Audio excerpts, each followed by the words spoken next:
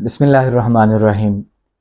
ناظرین کرام، آج جو بات آپ کے سامنے لانا چاہ رہے ہیں بہت اہمیت کی حامل ہے، کیونکہ تہجد گزار آدمی بھی، نیک آدمی بھی اگر ان کاموں کو کر گزرتا ہے تو ذلت سے اسے کوئی چیز نہیں بچا سکتی۔ اللہ تعالیٰ اسے اپنی زمین پہ ذلیل کر کے چھوڑیں گے۔ یہ آج کی ہماری اہم بات ہے، آپ ضرور اسے سماعت کریں، سننے سے عمل سے بیان کیجیے۔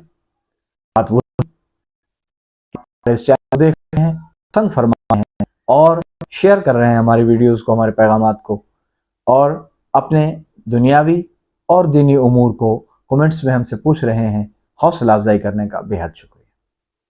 سامعین کرام، اللہ تبارک و تعالی نے اپنے حبیب دعا صلی اللہ علیہ وسلم کے رحمت العالمین پیغمبر کے صدقے ہماری جو رہنمائی فرمائی ہے، وضاحت فرمائی ہے، کچھ چیزوں سے ہمیں روکا ہے اور شدت کے ساتھ روکا ہے کہ اگر ان سے تم بچ جاؤ گے تو عزت تمہارا مقدر بن جائے، اگر تم ان میں پڑ جاؤ گے، وہی کرنا شروع کر دو گے تو ذلیل ہو جاؤ گے۔ آج 3 ایسی باتیں بیان کی جائیں گی، جب بھی کوئی شخص مرد ہے یا عورت، خاص طور پر مسلمان ہے یا نان مسلم ہے، اس پہ بھی کوئی بحث نہیں ہے، اگر ان 3 کاموں کو کرتا ہے تو اسے ذلت سے کوئی نہیں بچا سکتا۔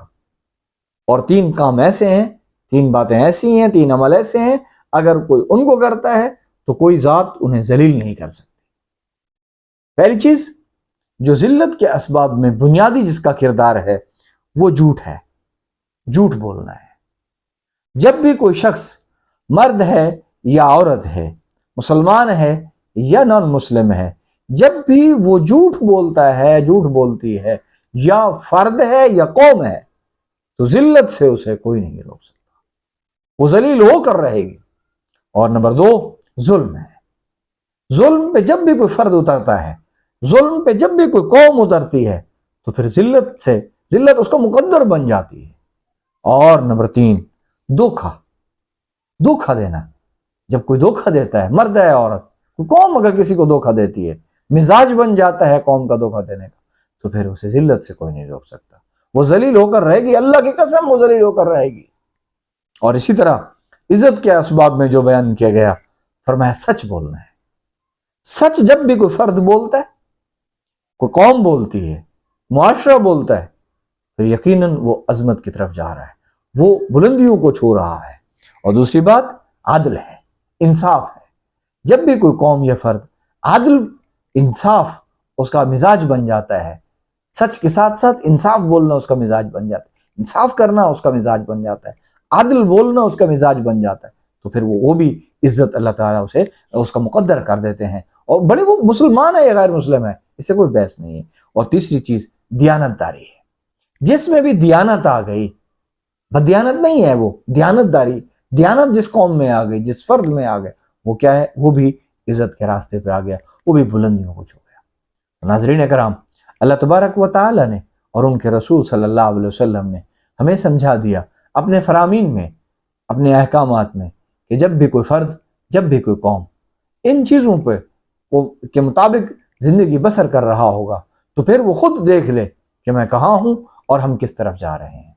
اور آخری بات جو ہے، محاسبے کے طور پر ہم خود دیکھیں کہ ہم کہاں ہیں، ہمارا معاشرہ آج کہاں جا رہا ہے۔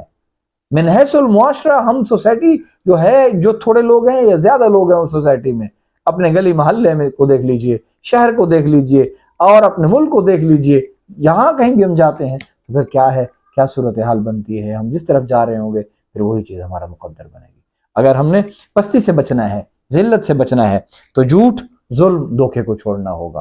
اور اگر ہم نے عزت کی طرف جانا ہے تو پھر سچ، عدل اور دیانت کو اپنانا ہوگا۔ وآخر دعوانا الحمدللہ رب العالمین۔